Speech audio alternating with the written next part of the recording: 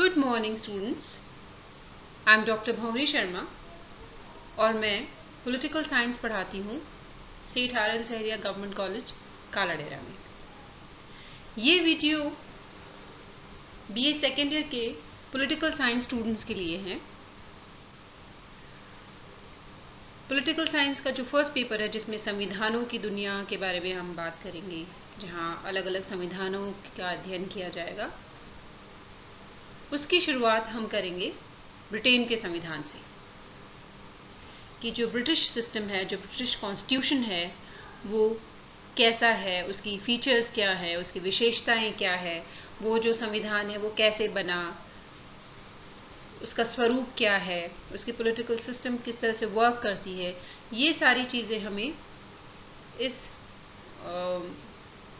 Class में, इस paper में हमें समझना है।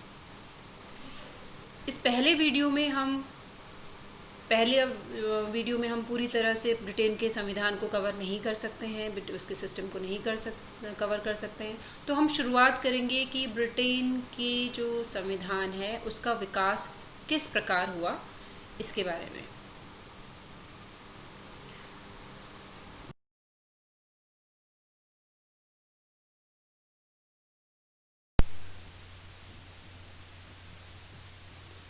ब्रिटेन के संविधान को समझने से पहले हम ये जान लें कि ब्रिटेन कौन सा देश है और ये कहाँ स्थित है। जैसा कि आप इस मैप में देख रहे हो, ये एक द्वीप समूह है जो यूरोप में स्थित है। एक तरफ अटलांटिक ओशन, नॉर्थ सी, इंग्लिश चैनल। इसी देश को अलग अलग नामों से हम जानते हैं। कोई इंग्लैंड कहता है, कोई यूके, कोई ब्रिटेन, कोई ग्रेट ब्रिटेन, परंतु इस देश का पूरा नाम है United kingdom of great Britain and northern Ireland. इसमें 4 ये हिस्से हैं बेसिकली: इंग्लैंड, स्कॉटलैंड, वेल्स और नॉर्दर्न आयरलैंड। ये जो आप इस तरफ देख रहे हो, रिपब्लिक ऑफ आयरलैंड, कभी ये भी इसका हिस्सा हुआ करता था, अब ये अलग देश है।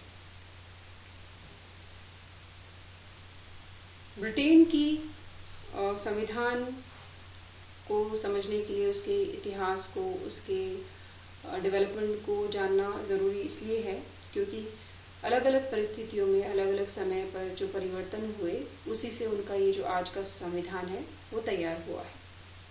और भारत के लिए इस ब्रिटिश संविधान का विशेष महत्व इसलिए है क्योंकि हम सब जानते हैं कि ब्रिटिश साम्राज्य इंडिया पर भी रहा है और it is only after independence from this country, we have been the colony of this country, only इससे आज़ादी प्राप्त करने के बाद ही हम अपना संविधान बना पाए हैं। एंड इंटरेस्टिंगली, हमारा जो संविधान है वो बहुत ज़्यादा प्रेरित है, बहुत सारी विशेषताएं इसी इंग्लिश कॉन्स्टिट्यूशन से ली गई हैं। As we can see, this is a small country, एक बहुत छोटा सा देश है, परंतु इसमें जो संविधान के मैटर में जो डेवलपमेंट्स हुए हैं वो विश्व में और कहीं नहीं हुए हैं। यही एक देश है जहाँ पर परंपरागत संस्थाओं से मॉडर्न संस्थाओं तक की जो जर्नी है, तक का जो सफ़र है, वो बिना रक्तपात के हुआ है। क्रांतिकारी तरीके से परिवर्तन यहाँ ना होकर शने शने परिवर्तन हुए हैं।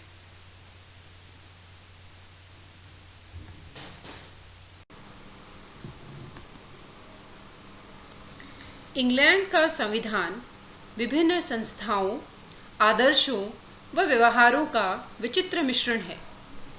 यह राजपत्रों, न्यायिक निर्णयों, रूढ़ि विधियों, उदाहरणों, प्रथाओं तथा परंपराओं का समन्वय है।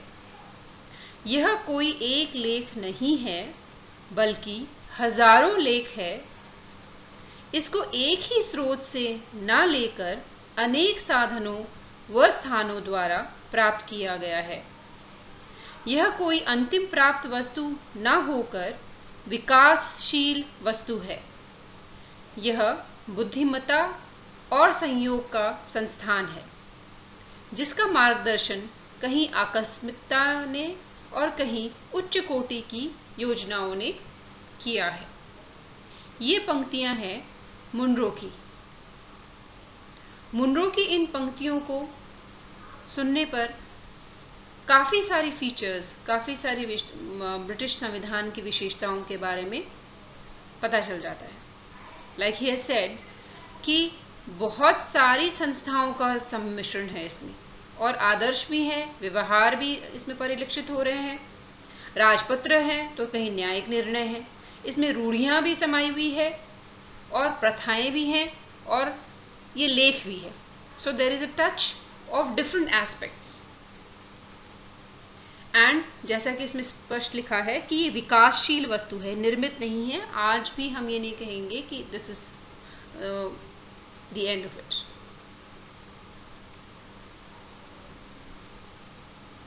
ब्रिटेन की जो संविधान के बारे में हम बात करें तो हम ये देख सकते हैं कि इसमें प्रमुखतया 3 विचारधाराओं का असर पड़ा है। एक तरफ रूढ़िवाद, दूसरी तरफ उदारवाद और तीसरी तरफ समाजवाद। रूढ़िवाद साफ दिख रहा है कि उन्होंने पुरानी अपनी परंपराओं को, अपनी संस्थाओं को छोड़ने की बजाय उसको परिस्थिति अनुसार ढालना ज्यादा सही समझा। And British people are known for the conservatism. वो लोग अपनी रूढ़ियों से घनिष्ठ तरीके से जुड़े हुए हैं। जहां तक उदारवाद की बात है तो जो उदारवादी जैसे कि John Locke, Jeremy Bentham, John Stuart Mill, इन सब के विचारों का ब्रिटिश संविधान पर प्रभाव देखा जा सकता है। ये हम जैसे जैसे ब्रिटिश संविधान की फीचर्स को पढ़ेंगे, उसके बारे में जानेंगे, ये साफ दिखाई देता है। जो तीसरी चीज है वो समाजवाद। लेकिन उस समाजवाद, यहाँ पर हम समाजवाद मार्क्सियन सोशलिज्म की बात नहीं कर रहे हैं, बल्कि फेबियन सोशलिज्म, फेबियन समाजवाद की। 1900 ईस्वी में फेबियन सोसाइटी के कुछ अन्य संगठनों ने मिलकर बाद में मजदूर दल बनाया और आज वो ब्रिटिश राज्य का प्रमुख राजनीतिक दल है। अब हम ये जैसे ही हम ब्रिटिश हिस्ट्री को, ब्रिटिश कॉन्स्टिट्यूशनल हिस्ट्री को पढ़ते हैं तो वी कैन सी दैट ये जो कॉन्स्टिट्यूशन है ये आज के स्वरूप में 1400 सालों में आया है और हम इसको समझने के लिए इसको 6 युगों में बांट सकते हैं।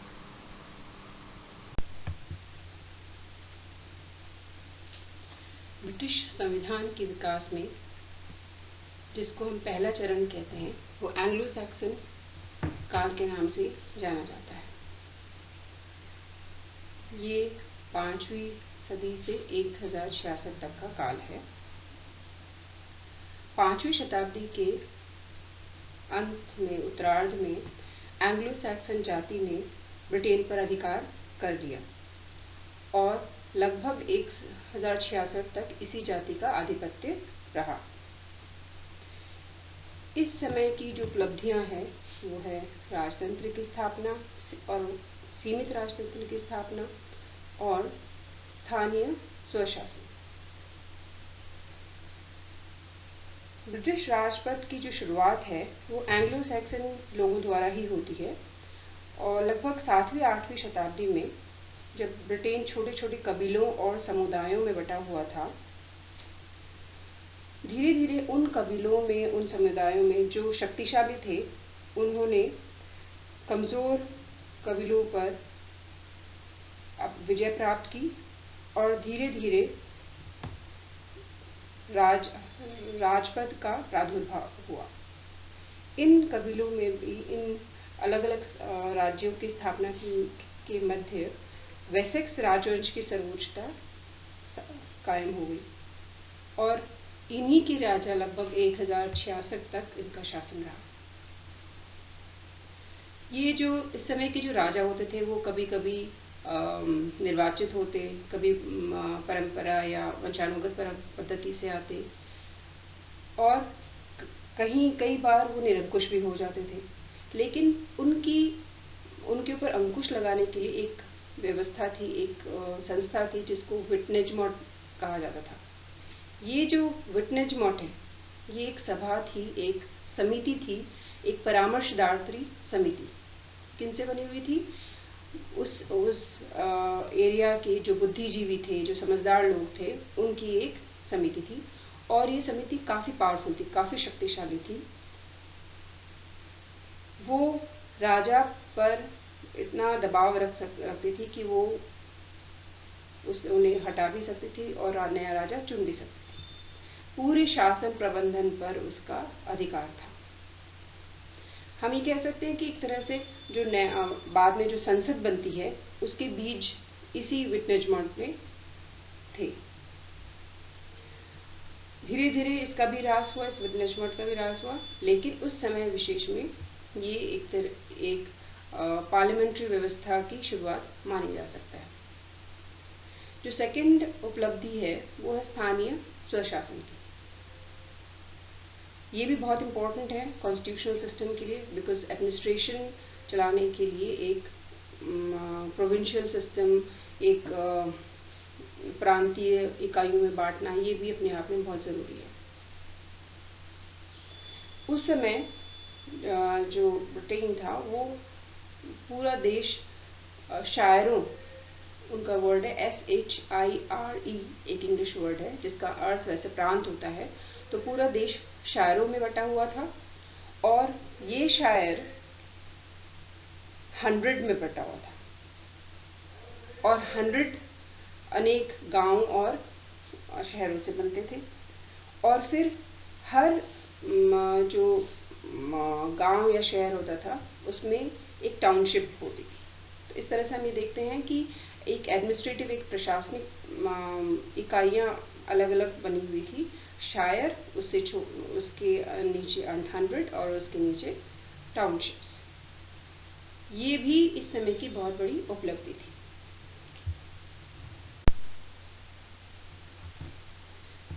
जो दूसरा काल है ब्रिटिश संविधान के विकास का, उसको हम नॉर्मन एंजिवल काल कहते हैं।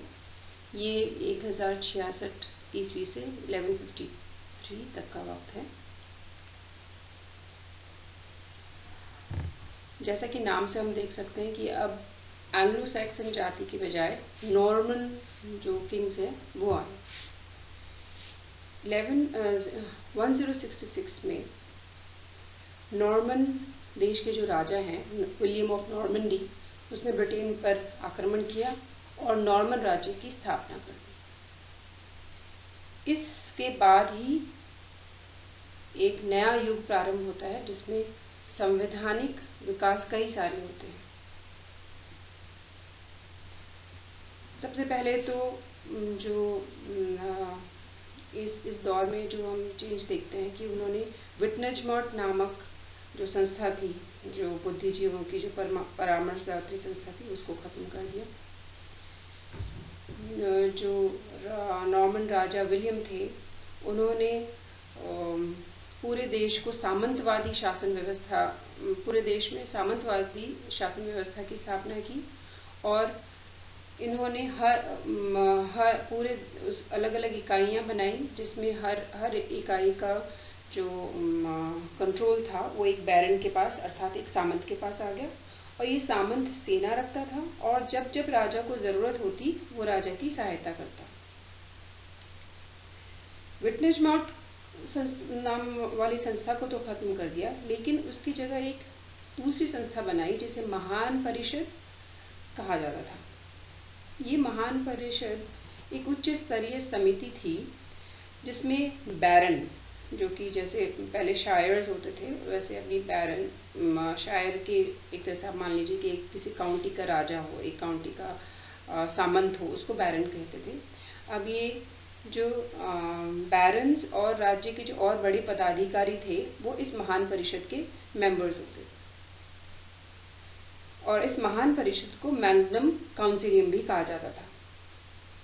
इस परिषद का जो मुख्य कार्य था वो था राजकीय मालगुजारी को इकट्ठा करना और उसका हिसाब देना। अब आप देख लीजिए कि जो आज जो चांसलर ऑफ द एक्सचेकर है, जो फाइनेंस मिनिस्टर जो ब्रिटेन का है, उसकी शुरुआत इसी से होती है। ये मैग्नम काउंसिलियम, इसके फंक्शंस, इसके कार्यों से ही फाइनेंस मिनिस्ट्री का प्रादुर्भाव मान सकते हैं। ये जो मैग्नम काउंसिलियम है, जब महान परिषद है, इसके जो कार्य लगभग विटनेस मॉट जैसे ही थे, लेकिन राजा ज्यादा शक्तिशाली हो गया था और इस परामर्शदात्री जो संस्था है उसकी पावर्स थोड़ी कम थी। इस संस्था के अलावा, मैग्नम काउंसिलियम के अलावा, विलियम ने एक और संस्था की स्थापना की जिसे क्यूरिया रेजिस कहा जाता है। इस क्यूरिया रेजिस में कुछ स्थायी अधिकारी होते थे और ये समिति भी स्थायी थी। और अब हम देखते हैं कि इन क्यूरिया रेजिस और मैग्नम काउंसिलियम, इन्हीं से हमारा संसद जिसको हम पार्लियामेंट कहते हैं उसकी शुरुआत हुई, और एक तरफ काउंसिल ऑफ मिनिस्टर्स और कैबिनेट की शुरुआत हुई। शुरुआत में दोनों ही संस्था, जो मैग्नम काउंसिलियम है, क्यूरिया रेजिस है, इन दोनों की जो क्षेत्राधिकार थे वो निश्चित नहीं थे। राजा जिससे चाहता एडवाइस लेता और किसी की भी एडवाइस को मानने के लिए बाध्य नहीं था। वो राजा काफी निरंकुश था। लेकिन धीरे धीरे डिवीजन ऑफ वर्क हो गया, डिवीजन हो गया पावर्स और शक्तियों का। जो दैनिक मामले थे वो क्यूरिया रेजिस के क्षेत्राधिकार में चले गए, और नीति के संबंध में बड़े विषयों पे, गंभीर विषयों पे जो नीति बनानी है, वो सारे डिसीजंस, वो सारे काम मैग्नम काउंसिलियम के पास या महान परिषद के पास चली गई, यानी इनसे सलाह ली जाती थी। धीरे धीरे क्यूरिया रेजिस उपयोगी संस्था हो गई और उसका अधिवेशन भी नियमित रूप से होने लगा, और बाद में इसी क्यूरिया रेजिस के कुछ विभाग बहुत स्पेशलाइज्ड, विशेष काम करने लगे, और धीरे धीरे उन्होंने नई संस्थाओं का रूप ले लिया। इसी में से प्रिवी काउंसिल, जो फाइनेंस मिनिस्ट्री का जो काम होता है, उसकी उत्पत्ति हुई 17वीं और 18वीं शताब्दी में।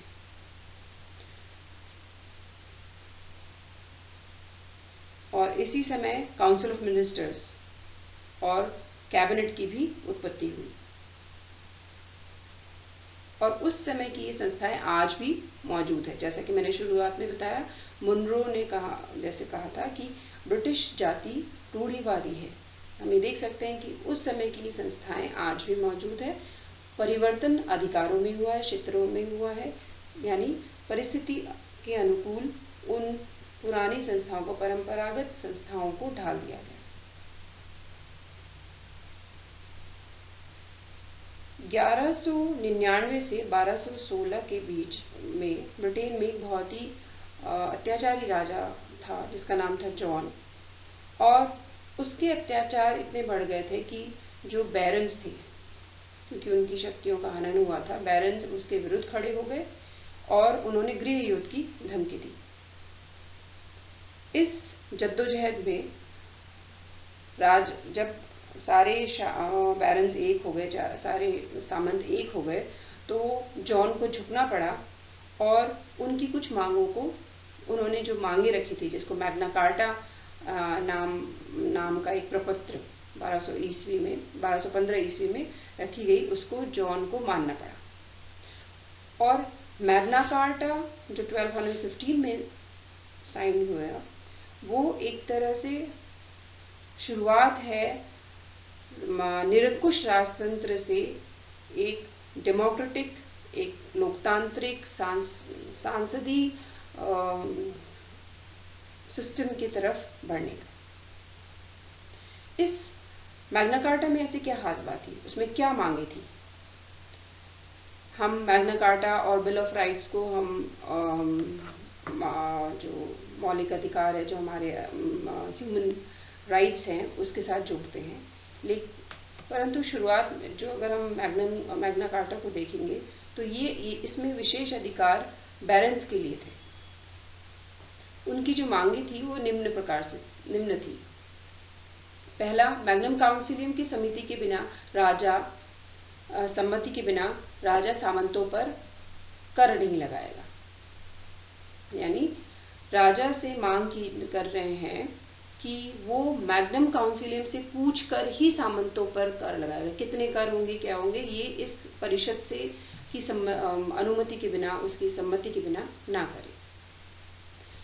तो ये राइट्स तो टोटली बैरन्स के लिए हो गए, सामंतों के लिए हो गए। लेकिन जो सेकंड पॉइंट है, उन्होंने कहा कि किसी भी नागरिक को उस समय तक बंदी नहीं बनाया जाए और उसे निर्वासित नहीं किया जब तक कि उसका अपराध सिद्ध नहीं हो जाए। तो this is in a way a beginning of the fundamental rights of the individual, सामंत पर से नहीं, हर व्यक्ति के लिए। जो तीसरी मांग थी कि किसी भी व्यक्ति को उसकी स्थिति और अपराध की मात्रा के अनुरूप में ही उसे अर्थदंड दिया जाए। यानी आप कोई जो भी जो उसकी गलती है, जो उसकी अपराध है, उसकी मात्रा के अनुसार वो प्रोपोर्शनेट होना चाहिए। जो आप उससे टैक्सेशन मांग रहे हैं, जो आपसे उसको अर्थ के रूप में जो दंड दिया जा रहा है, वो उसकी स्थिति और उसके अपराध के प्रोपोर्शन में होनी चाहिए। ये भी कॉमन मैन के लिए जरूरी था। It apply to all the people.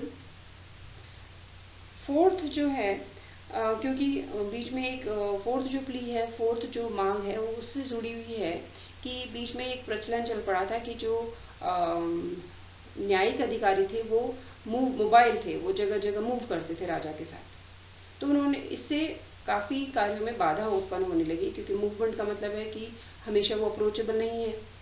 तो इसके लिए उन्होंने मांग की कि कोर्ट ऑफ कॉमन प्ली एक सुनिश्चित स्थान पर कार्य करे और राजा के साथ हर जगह दौरे पे ना जाया करे।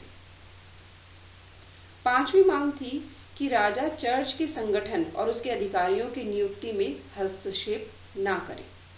यानी एक आप ये देख सकते हैं, उस समय की हिस्ट्री को जो थोड़ा बहुत पढ़ता है वो सबको आइडिया है कि उस समय जब पूरे world wide, especially the Western nations, church had an important role to play in the state affairs. But here, there जो separation between church और state इतना नहीं था। स्टेट इंटरफेयर करने लगा था चर्च के सिस्टम में। तो यहाँ पर ही मांग की गई कि जो चर्च का सिस्टम है, जो रिलीजन है, रिलीजियस अफेयर्स है, उसमें राजा हस्तक्षेप ना करे। जो 6 पॉइंट है,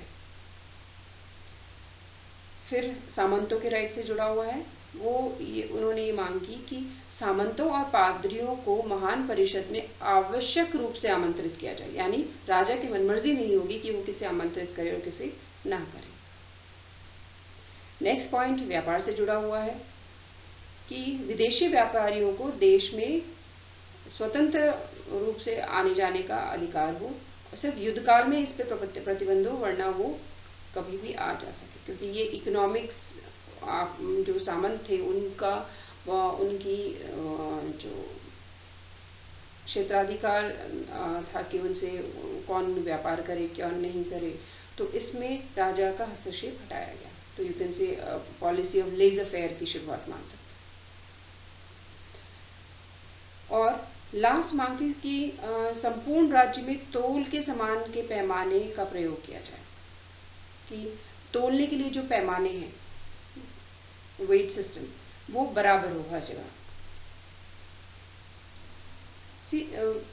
this is how we see that the many of the institutions जो आज रन कर रहे हैं, आज जिनको हम कैबिनेट मिनिस्ट्री कहते हैं, जिसको हम prime minister system of government कहते हैं, इन सब की शुरुआत हम इन चीजों से, इन परिस्थितियों में देख सकते हैं। इसी काल में फिर हम संसद की उदय को भी देख सकते हैं। क्योंकि जब मैग्ना कार्टा को स्वीकार किया गया तो ये बात साबित हो गई कि जो राजा है वो कानून से मुक्त नहीं है, बल्कि उसके अधीन है। हेनरी तृतीय के समय महान परिषद को आधुनिक संसदीय व्यवस्था की दिशा में आगे बढ़ने का अवसर दिया। अभी तक महान परिषद में केवल बिशप, बैरन, राज्य के उत्तराधिकारी आदि ही सम्मिलित होते थे और इसमें जनता के प्रतिनिधि नहीं थे। लेकिन इस समय जो हेनरी तृतीय के समय ये भी शुरुआत हो गई कि बिशप तथा बैरनों के साथ साथ शायर से 22 उपाधि प्राप्त व्यक्ति तथा प्रत्येक बरो से 22 स्वतंत्र नागरिक आमंत्रित किए जाने लगे। So this is how the public representation begins, कि बड़े लोगों और सामंतों के साथ साथ छोटे जिन तबके के जो लोग हैं उनका भी रिप्रेजेंटेशन की शुरुआत होती है। संसद का प्रथम अधिवेशन 1265 में बुलाया गया। उसके बाद में जो वेस्टमिनिस्टर जो स्टैट्यूट्स है वो भी पास किए जाते हैं। जो शुरुआत में ये जो संसद थी जो 1265 में पहली बार बुलाई गई, उसमें 3 अलग अलग समूह होते थे। जो सबसे एक समूह था जो बड़े लोगों का, यानी उच्च वर्ग के जो लोग थे, जिनको नोबल्स कहा जाता था, सामंतों में से, पादरियों में से, उनमें से, और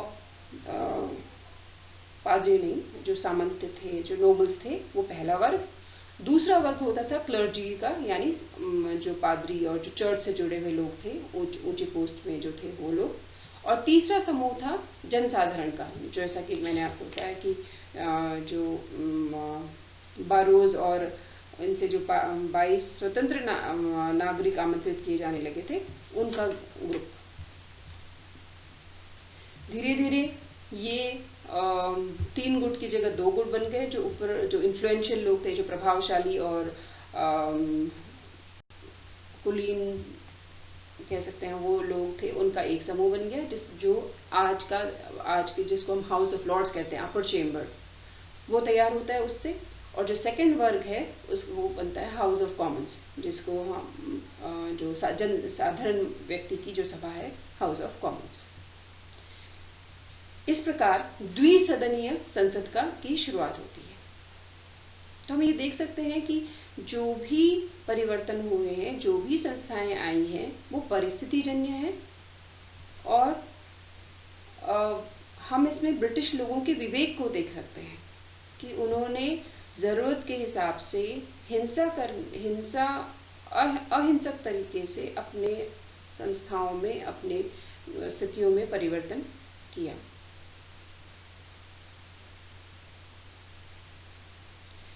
संसद की शक्तियों में धीरे धीरे वृद्धि होती गई और राजा की शक्तियां कम होती गई,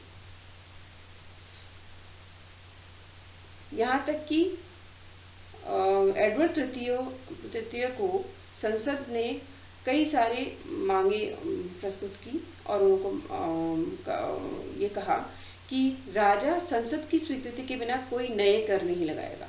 सो वी कैन सी ये पूरी तरह से मोनार्क पे, राजा पर, स्वेच्छाचारी पर रोक लग गई। संसद हिसाब किताब का निरीक्षण करने के लिए एक आयोग की नियुक्ति करेगा। So again we have a control. राजा के मंत्रियों की नियुक्ति संसद द्वारा की जाएगी, यानी राजा कर नहीं लगा सकता, राजा के जो मंत्री होंगे वो भी संसद चुनेगी। और संसद के नए अधिवेशन के आरंभ में होने से पूर्व मंत्री राजा के सामने त्यागपत्र प्रस्तुत करेंगे और अपने विरुद्ध की गई शिकायतों को संसद में उत्तर देंगे। सो यहाँ पर जो रिस्पॉन्सिबिलिटीज हैं और जो राइट्स हैं, इसका क्लियर डिमार्केशन शुरू हो गया। इस युग में बहुत सारी जो व्यवस्थाएं हैं वो उत्पन्न हुई जो आज तक प्रभावशाली हैं। प्लांटेगेनेट वंश के राज्यकाल का समय 1153 से 1399 ईस्वी तक का माना जाता है। इस समय में संसद की शक्तियों में अपार वृद्धि हुई। वो शक्ति इतनी बढ़ गई कि वो राजाओं को पद से हटाने लगी। 1327 में संसद ने एडवर्ड द्वितीय को सिंहासन से हटाया। रिचर्ड द्वितीय को भी संसद के सामने झुकना पड़ा और संसद ने लंकास्ट्रियन वंश के राजा हेनरी को इंग्लैंड के राज सिंहासन पर बिठा दिया। यानी प्लांटेगेनेट से लंकास्ट्रियन शासन शुरू हो गया, मतलब उस वंश की जगह लंकास्ट्रियन। ये संसद की वजह से हुआ। और इस पूरे घटनाचक्र में संसद की भूमिका और महत्वपूर्ण बन गई। 1399 से 1485 ईस्वी तक का लंकास्ट्रियन वंश के समय में संसद और भी स्ट्रॉन्ग और भी पावरफुल होती गई।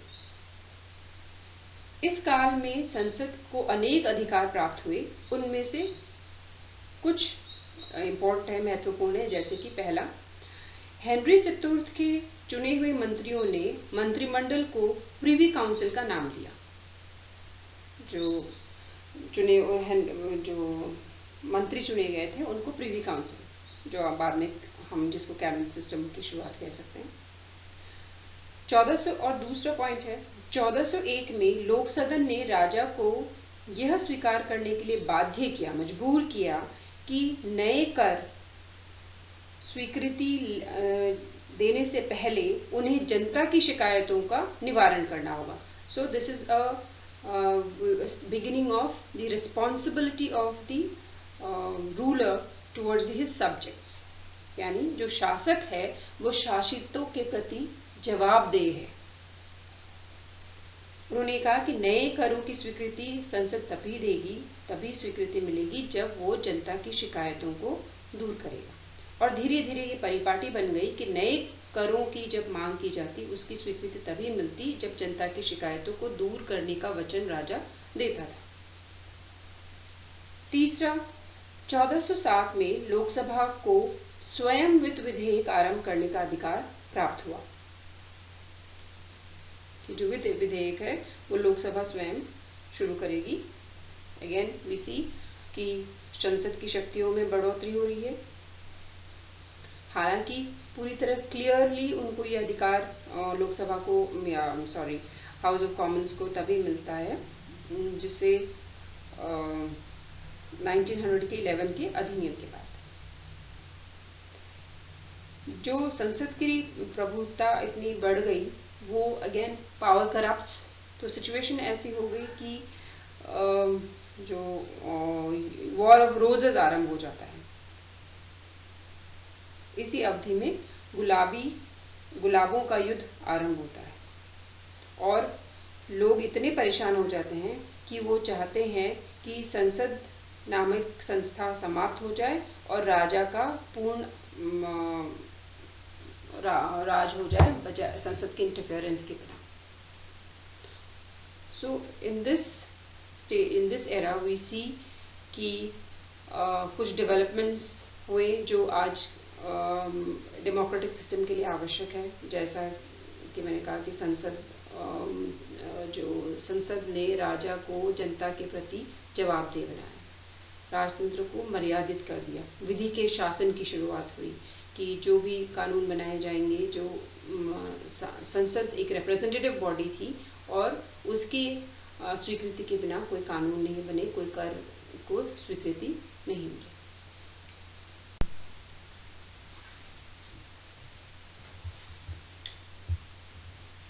इस युग के बाद की आगे की जो चर्चा है वो अगले वीडियो में की जाएगी। ये वीडियो काफ़ी लंबा हो चुका है, तो आगे किस तरह से डेवलपमेंट्स होते हैं, किस तरह से जो अलग अलग समय पे परिवर्तन आते हैं, इसके बारे में चर्चा करेंगे। So please stay in touch.